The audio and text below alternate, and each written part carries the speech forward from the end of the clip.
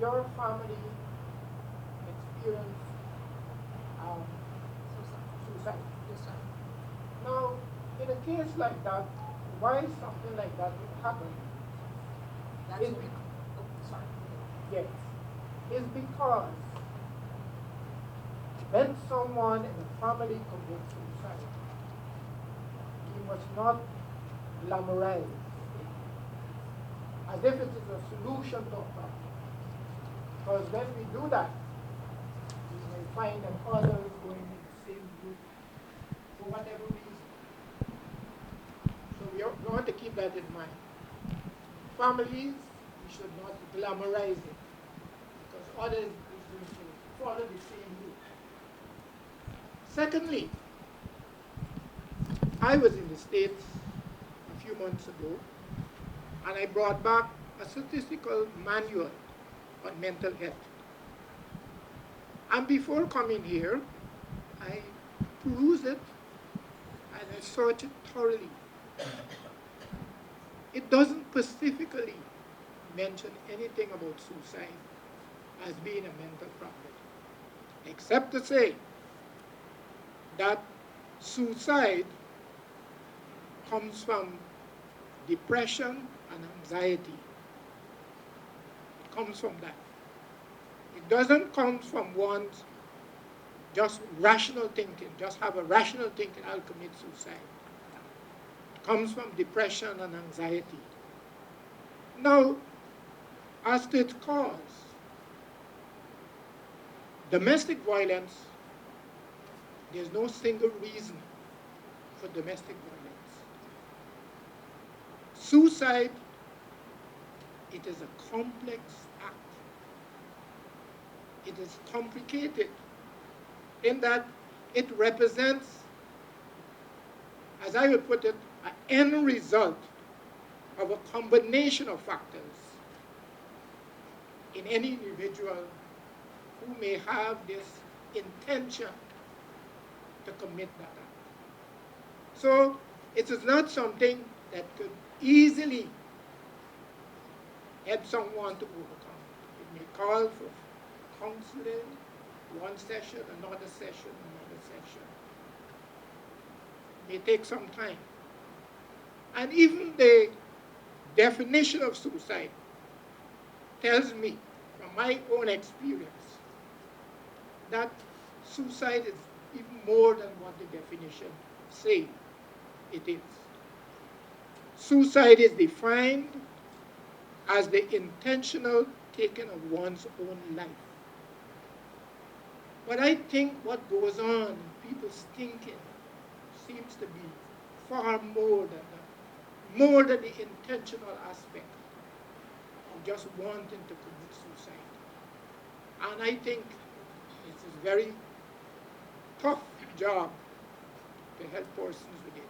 I think the best approach is the one-on-one through counseling.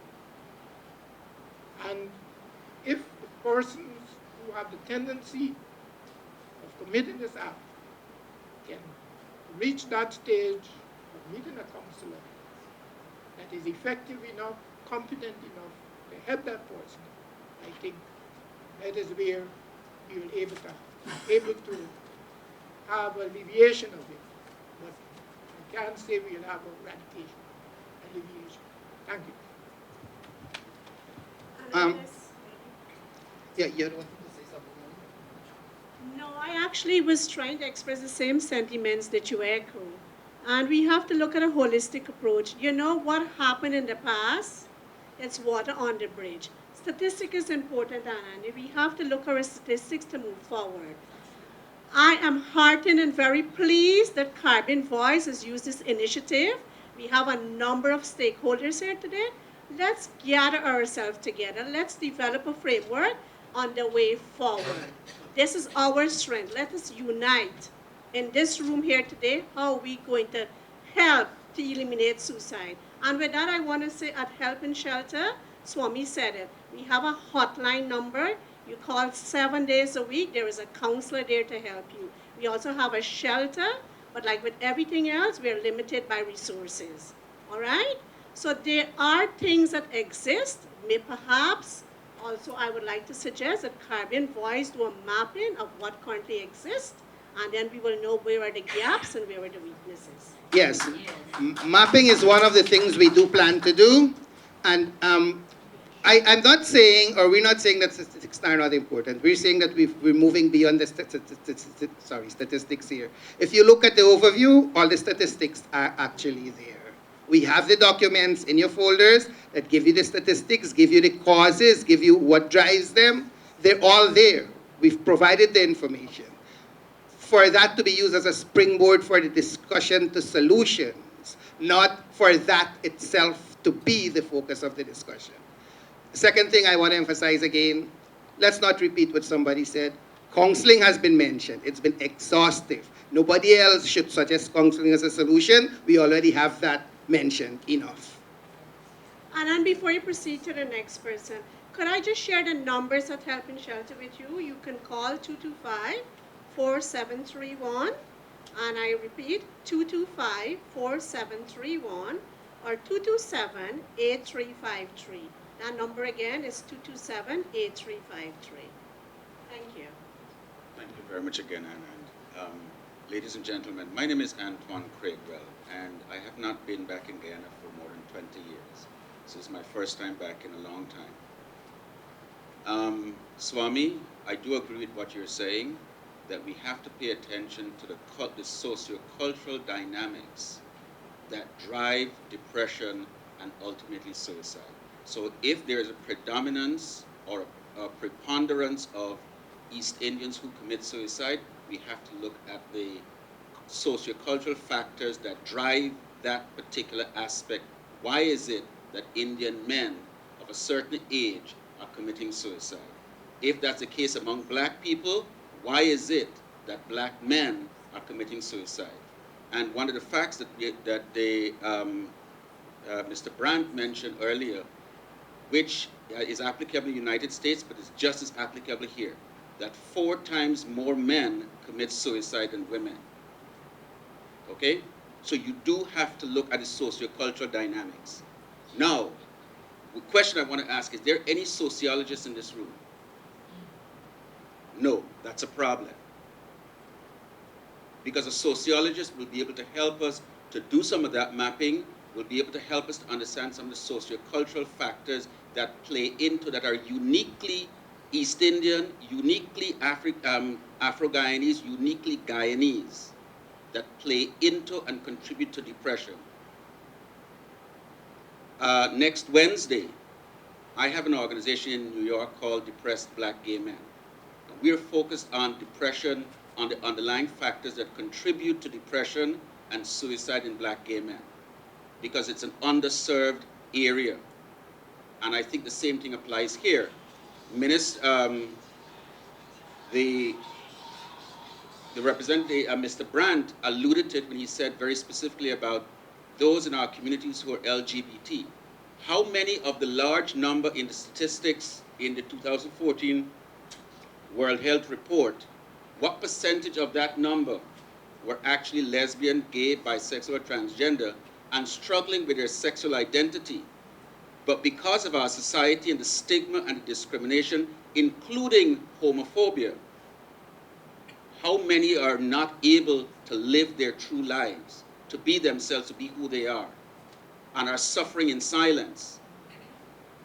How many people do we know in this room right now is a lesbian, is gay, is bisexual, is transgender? Or how many of us in this room are dealing with those feelings, but we, because of society, because of the culture we live in, you have to stifle it. But what do we do instead?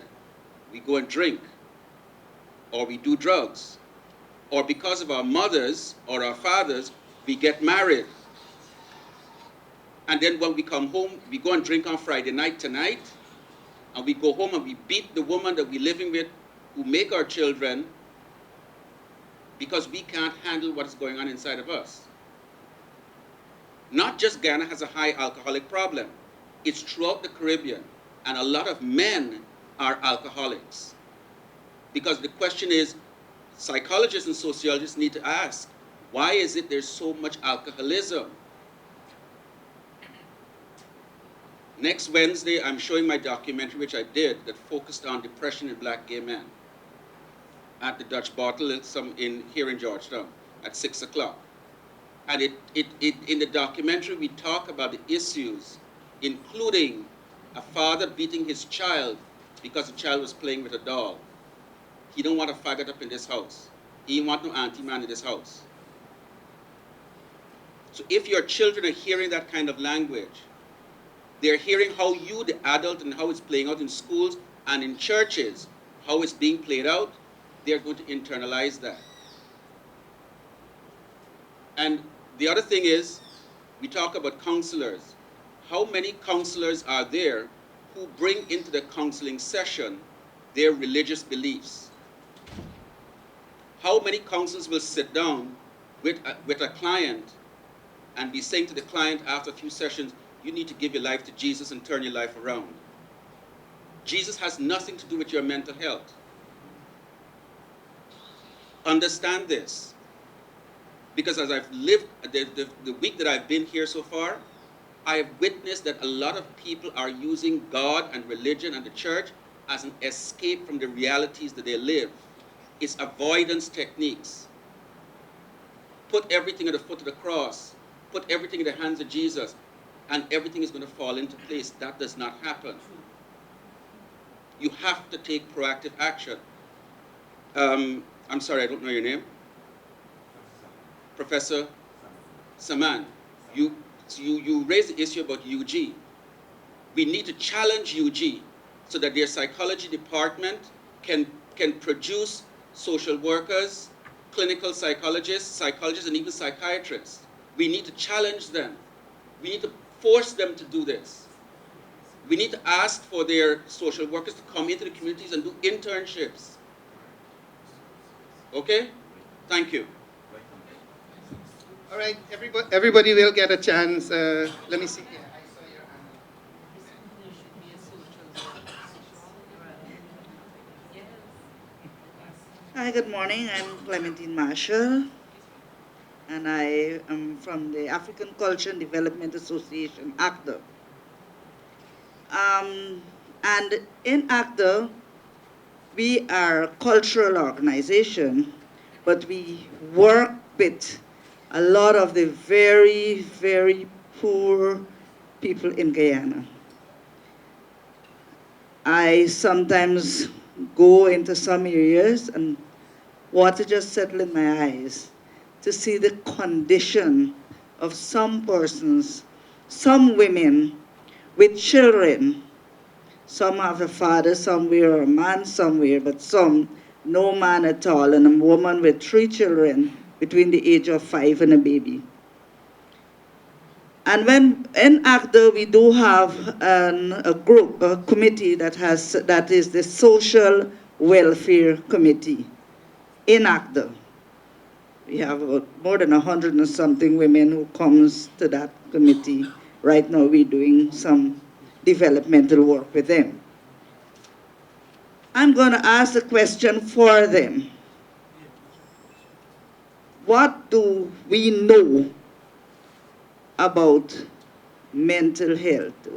Just now look at me, just imagine this is a poor woman who didn't have much of education, but she here, what I know about mental health?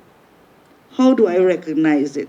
As soon as somebody says something that you do not understand, they say he's a madman, she's a mad woman. And from the minute that stigma is planted, they pelt you, chase you. Nobody knows how to deal with it. Even in this room, there are some people still do not know how to deal with it. Okay? When we learn how to deal with it, when we recognize what to do about it, when we recognize it, what do we do? What must we do? I think that we need to have some sort of educational program, even with ourselves. I have not been to the university and not a psychiatrist or anything like that. But even with myself, I want to know, in my own little way, if my son is locked up in his bedroom all the time, what do I do? How do I recognize it? And teach me how to deal with it, who to go to. So I am saying education from a very, very small, I think from even in the schools. One last thing I want to say, we need to perpetuate more positive things in Guyana. Too much of negative. Too much of negative, and it gives the young people and some people no hope. If we are saying that and we are living in a good house and eating good food and all of that, they're going through all of these things and we are saying all is negative. So we need to perpetuate some more positive and more, hopeful attitude so that they will have hope too. Thank you. Thank you. Everybody will get a chance. I just have to give to those whose hands were up earlier. Good morning. My name is Niaz Suban, and I represent the Indian Arrival Committee. We are now the Indian Action Committee. I want to respectfully put to the table that the causes of suicide have evolved with time. And I don't know if that is something that is being taken into consideration. So therefore, to come and say, don't talk about the issues, just talk about the solution, is not that easy. The solutions cannot be plucked from thin air because the causes have evolved. And we need to understand what has driven the evolution of those causes. We can say development, we can say many other things. But I believe I want to put to the table, we need to examine these things. I don't think any conversation on suicide can be devoid or be divorced from examining some of these issues. The IAC, we called in the last administration to declare suicide a national priority. We call on this administration also to declare suicide a national priority. So I know there are only 2 months and our request has been met favorably with the president, and we are hoping that at some point. Why we ask for that? Because sometimes in Guyana, if certain things are not done at a certain level, you don't get the traction that it really needs. And by declaring it a national priority, I believe the resources could become available to be able to supplement what has been happening. Having said that, my very good friend from ACDA just now spoke about education. You mentioned, Ms. Carter, listen being the team word. I also want to add another word to that, understanding. We need to understand. And as a cultural organization, I don't think we really want to talk about the fact that culture has a very, very big role to play in the mindsets of our people. Swami spoke about maybe the skewed numbers in terms of Indians. I am happy that it's not an Indian problem, it's a Guyanese problem, but we cannot divorce ourselves from the fact of where it's probably more predominant. We need to understand culture. Culture has a lot to play in all of this. The problem is diverse. It's very, very, very diverse. And before we can come up with any framework, there has to be work to be done in that area. We talk about solution. My first suggestion would be, and this may be the most challenging one, is to destigmatize certain things. We examine each culture in this country. There are certain things that in some as little boys growing up and girls growing up, you're taught certain things, and certain things to be bad, if I can use that term, and it becomes a stigma on us.